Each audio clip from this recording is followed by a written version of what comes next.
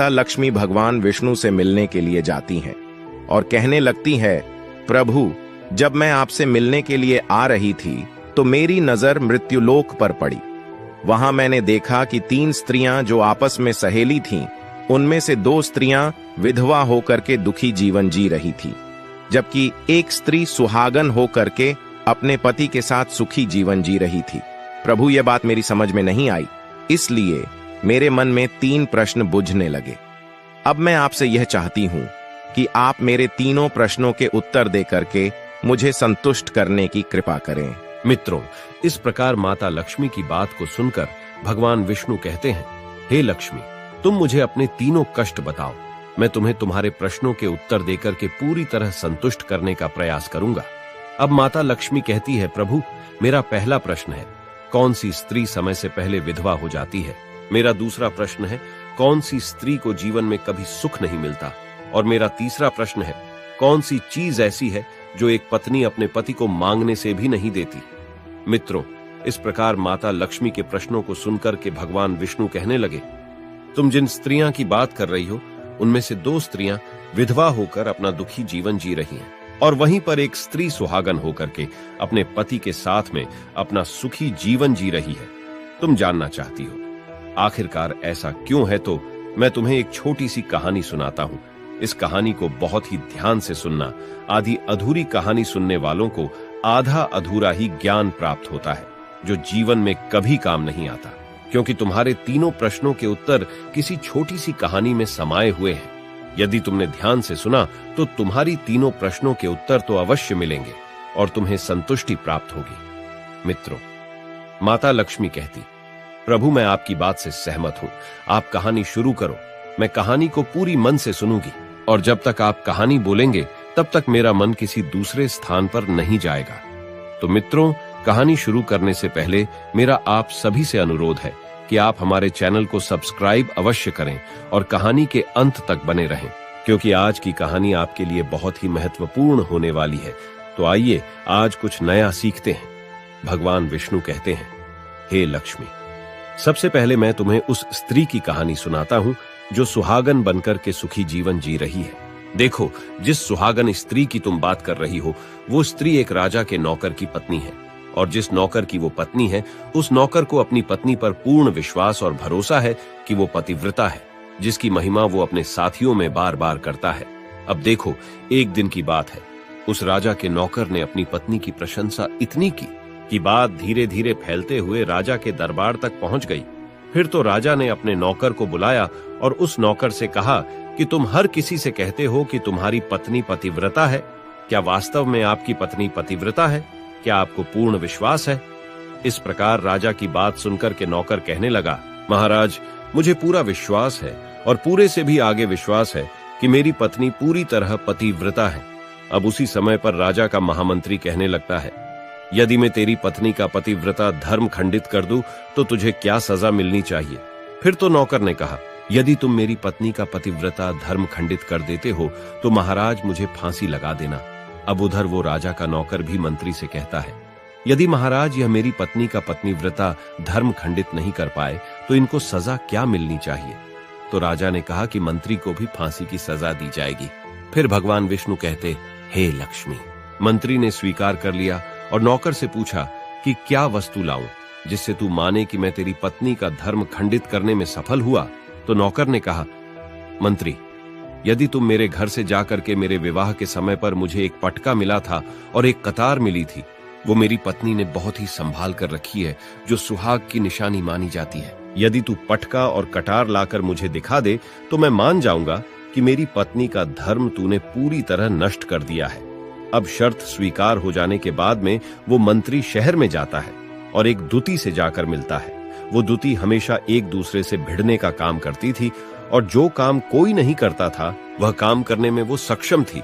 फिर इस प्रकार उस मंत्री ने उस दूती को अपने स्वार्थ के लिए बुलाया और दूती से कहा कि देखो, इस नाम का एक व्यक्ति है, उससे मेरी शर्त लगी है। और फिर उसने उस शर्त के बारे में उसको सारा कुछ बता दिया। फिर वो उस दूती से कहने लगा, तू कैसे भी करके उस स्त्री से मेरा संपर्क करवा दे, तुझे जितना धन चाहिए मैं उतना धन दूंगा। इस प्रकार मंत्री की बात सुनकर के दूती कहने लगी, भाई, तू उस औरत के बारे में बात मत कर। वो औरत पूरी तरह से पतिव्रता है, तेरी ओर थूकेगी भी नहीं, तेरी शक्ल भी नहीं देखेगी, और उनके परिवार के व्यक्ति खूंखार है। तेरी खाल उतार लेंगे। तो मंत्री कहने लगा, ठीक है, यदि तू मेरा उससे संपर्क नहीं करवा सकती है तो एक काम कर दे, उसके घर जाकर के पटका और कटार चुरा कर ला दे, और उसकी पत्नी के गुप्तांग के पास में यदि कोई चिन्ह हो तो वो चिन्ह भी मुझे देख करके बता दे, फिर मैं तुझे मुंह मांगा इनाम दूंगा। यह बात दुती की समझ में आ गई और उसने कहा, ठीक है, मैं तुम्हारा काम अवश्य करूंगी। नौकर शहर में रहता था। दुती नौकर के घर जाती है, उसकी पत्नी से जाकर बोलती है, हे बेटी, मैं तेरी पति की बुआ हूं, मैं कई बरसों के बाद आई हूं। फिर उस स्त्री ने कहा, आओ बुआ जी, मैंने आपको पहले कभी देखा नहीं, इसलिए पहचान नहीं पाई। और इस प्रकार उस दुती को उस नौकर की पतिव्रता स्त्री ने बहुत बड़ा सम्मान दिया, मगर उसे क्या मालूम था कि यह उसके साथ में छल करने आई है। अब भगवान विष्णु कहते हैं, लक्ष्मी, इस प्रकार वो दुती उस पतिव्रता स्त्री के साथ में 2 दिन तक रुकी। जिस समय वो स्त्री स्नान करने लगी तो दुती उठ करके उस पतिव्रता के कमर मलने लगी। उस पतिव्रता स्त्री ने बहुत मना किया, फिर भी वो दुती नहीं मानी और कहने लगी, मुझे तो बेटी से भी प्यारी लगती हो तो मना मत करो। काफी दिनों के बाद में मेरी तुम्हारी मुलाकात पहली बार हुई है। अब ऐसा कहकर कि वह दुती मुख पर हाथ फिराने लगी। फिर आंखों को धोने के बहाने से उस दुती ने उस पतिव्रता स्त्री की आंखों पर पानी मार दिया और उस स्त्री की आंखें बंद हो गईं। इस प्रकार गुप्तांग के पास में जांघ पर उस स्त्री के एक तिल था जो दुती ने देख लिया। बस उसका काम बन गया। उधर ही स्नान करने के बाद में जब वह पतिव्रता स्त्री रसोई में खाना बनाने गई तो दुती को मौका मिल गया और उसने पटका और कटार उस नौकर के घर से चुरा ली और वहां से एकदम से भाग गई। और जाकर के दुती ने वो पटका और कटार मंत्री को दे दिए और उस पतिव्रता स्त्री के जांघ पर तिल की निशानी भी बता दी। फिर वह मंत्री पटका और कटार लेकर के सीधा राजा के दरबार में पहुंचा और राजा से जाकर कहा, महाराज, मैंने नौकर की पत्नी के साथ में 2 दिन बिताए और यह पटका तथा कटार उसी के हाथों से लेकर आया हूं। फिर तो राजा ने दरबार लगाया और नौकर को बुलाया तथा महामंत्री से सभा में पटका और कटार नौकर को दिखाने के लिए कहा। फिर राजा की आज्ञा पाकर के मंत्री ने उस नौकर को पटका और कटार दिखाई और उसकी पत्नी की जांघ पर तिल भी बताया तो नौकर मान गया कि वास्तव में आज मेरी पत्नी ने अपना पतिव्रता धर्म पूरी तरह से भंग करवा लिया। भगवान विष्णु कहते हैं, लक्ष्मी, फिर तो राजा ने फांसी का दिन 15 दिन के बाद में रख दिया और कहा कि नौकर को 15 दिन के बाद में फांसी पर चढ़ाया जाएगा। और इस प्रकार से नौकर से उसकी अंतिम इच्छा पूछी तो नौकर ने कहा कि मैं अपनी पत्नी से अंतिम बार मिलना चाहता हूं। इस प्रकार राजा ने उस नौकर को आज्ञा दी कि ठीक है, तुम अपनी पत्नी से मिल सकते हो। फिर नौकर अपने घर गया और अपनी पत्नी से कहा कि आपने मेरे साथ में बहुत बड़ा विश्वासघात किया। मैंने आपके विश्वास पर मंत्री से ऐसी शर्त लगाई थी कि राजा के दरबार में राजा के सामने मैंने कहा था कि मेरी पत्नी का पतिव्रता धर्म कोई नष्ट कर दे तो मुझे फांसी लगा देना। अब मुझे 15 दिन के बाद में फांसी लगा दी जाएगी। मेरे साथ विश्वासघात करके तुमने ठीक नहीं किया। उस पतिव्रता स्त्री ने अपने पति को सारी बात बताई, मगर उसे विश्वास नहीं हुआ और वह राजा के दरबार में पहुंच गया। फिर नौकर राजा के दरबार में पहुंचा तो फिर उसे कैद में डलवा दिया गया। अब उधर नौकर की पतिव्रता धर्म पत्नी ने परमात्मा को याद किया और अपना भेष बदल करके राजा के दरबार में गई और राजा से नाच दिखाने की आज्ञा मांगने लगी, क्योंकि वो स्त्री बहुत ही सुंदर थी और उधर राजा शौकीन होते हैं। इसलिए राजा ने आज्ञा दे दी कि सभी मंत्री संतरी आदि उपस्थित होकर के इस सुंदरी का नाच करवाने की पूरी व्यवस्था करें। भगवान विष्णु कहते हैं, लक्ष्मी, फिर तो सब मंत्री महामंत्री राजा आदि दरबार में उपस्थित हुए और फिर उस नौकर की धर्मपत्नी ने जब नाचना शुरू किया तो राजा को उस स्त्री का नाच बहुत ही सुंदर लगा। और फिर राजा ने कहा, तुम मुझसे क्या मांगना चाहती हो? तुम जो भी मांगोगी मैं तुम्हें वही दूंगा। फिर उस नौकर की पतिव्रता स्त्री ने कहा, महाराज, आपकी सभा में मेरा चोर है जिसने मेरे रुपए लिए थे मगर आज तक वापस नहीं दिए, उसे फांसी की सजा दे दीजिए। अब राजा ने कहा, ठीक है, बताओ मेरे दरबार में तुम्हारा चोर कौन है, उसका नाम क्या है?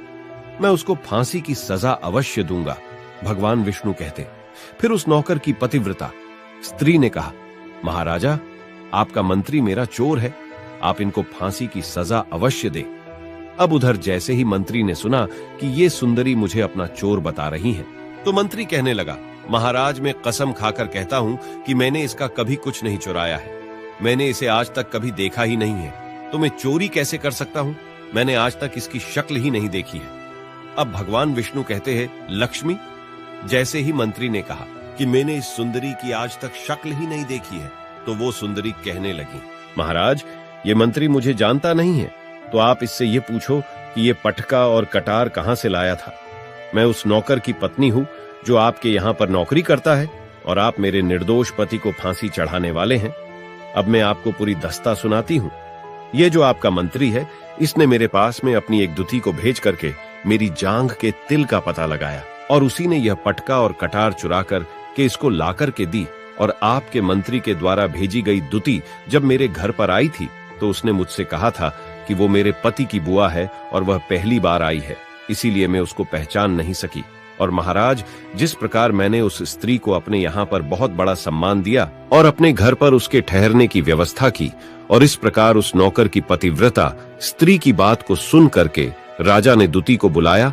फिर उस दुती ने राजा को सारी सच्चाई बता दी, जिससे राजा ने उस नौकर को रिहा कर दिया और मंत्री को फांसी पर चढ़ा दिया। भगवान विष्णु कहते हैं, हे लक्ष्मी, इस प्रकार उस नौकर की पतिव्रता स्त्री ने अंत में राजा से कहा, महाराज मैं अपने पति से बहुत प्यार करती हूँ। मैं एक चरित्रवान स्त्री हूँ। कभी भी मैं अपने पति का नाम तक अपने मुंह से नहीं लेती। भगवान विष्णु कहते हैं, लक्ष्मी, मेरी कहानी पूरी होती है। अब तुम अपने तीनों प्रश्नों के उत्तर सुनो। तुम्हारा पहला प्रश्न था, कौन सी स्त्री समय से पहले विधवा हो जाती है? तो जो स्त्रियां अपने पति का नाम लेती हैं, वो समय से पहले विधवा हो जाती हैं, क्योंकि पति का नाम लेने से पति की उम्र कम हो जाती है और समय से पहले ही उनके पति की मृत्यु हो जाती है। ऐसे स्त्रियां जो पति का नाम लेती है, समय से पहले ही विधवा होकर के एक दुखी जीवन जीती है। बस यही राज की बात है कि तुम जिन 3 सहेलियों की बातें कर रही थी, उनमें से 2 विधवा थी और एक ये नौकर की पत्नी थी जो पतिव्रता स्त्री थी।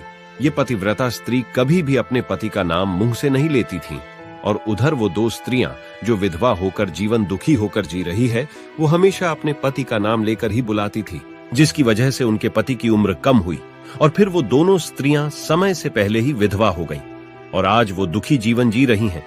इसलिए कभी भी स्त्रियों को अपने पति का नाम अपने मुंह से नहीं लेना चाहिए। अब तुम्हारा दूसरा प्रश्न था, कौन सी स्त्री को जीवन में कभी सुख नहीं मिलता है? तो समझ लो, जो स्त्रियां अपने पति के बिना अनुमति के किसी तीर्थ स्थान या उत्सव में जाती हैं, उनके जीवन में कभी सुख नहीं आता। ऐसी स्त्रियां जीवन पर दुखी रहती हैं और उन्हें पति का कभी प्रेम नहीं मिलता। भगवान विष्णु कहते हैं, लक्ष्मी, तुम्हारा तीसरा प्रश्न था कि ऐसी कौन सी चीज है जो एक पत्नी अपने पति को मांगने से भी नहीं देती? तो समझ लो, वह चीज गाली है। एक चरित्रवान स्त्री कभी अपने पति को गाली नहीं दे सकती, और जो स्त्री गाली देती है, वो स्त्री कभी चरित्रवान नहीं होती, और ऐसी स्त्री जीवन भर रोती है, उसके जीवन में कभी सुखी नहीं आती, और समय से पहले ही ऐसे स्त्री विधवा हो जाती है। मित्रों, इस प्रकार कहानी सुनने के बाद में माता लक्ष्मी पूरी तरह से अपने तीनों प्रश्नों से संतुष्ट होकर कहती हैं, प्रभु, वास्तव में जो स्त्री चरित्रवान होती है, वो कभी दुखी जीवन नहीं जीती है, क्योंकि ऐसे घर में लक्ष्मी का सदा वास होता है और वह घर धन धान्य से हमेशा भरपूर बना रहता है। ऐसी स्त्रियां हमेशा घर को स्वर्ग बना देती हैं। तो दोस्तों, यदि आपको ये वीडियो पसंद आई हो तो प्लीज आप हमारे चैनल को सब्सक्राइब अवश्य करें, वीडियो को लाइक करें, और दोस्तों सच्ची श्रद्धा से कमेंट में जरूर लिखें, जय श्री राम, जय हनुमान। साथ ही देवों के देव हर हर महादेव सदैव आप पर अपनी कृपा बनाए रखे। प्रिय मित्रों, वीडियो को अंत तक देखने के लिए धन्यवाद। जय श्री राम।